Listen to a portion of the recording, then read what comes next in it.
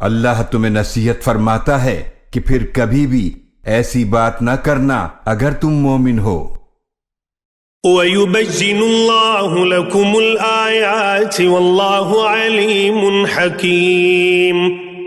اور اللہ تمہارے لیے آیات کھول کھول کر بیان فرماتا ہے، اور اللہ خوب جاننے والا، بڑی حکمت والا ہے۔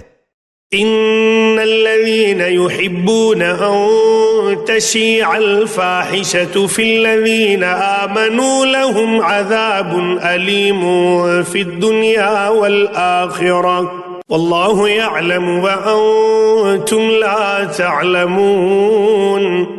بے شک جو لوگ پسند کرتے ہیں کہ اہل ایمان میں بے حیائی پھیلے، ان کے لیے دنیا و آخرت میں دردناک عذاب ہے، اور اللہ جانتا ہے اور تم نہیں جانتے۔ وَلَوْلَا فَضْلُ اللَّهِ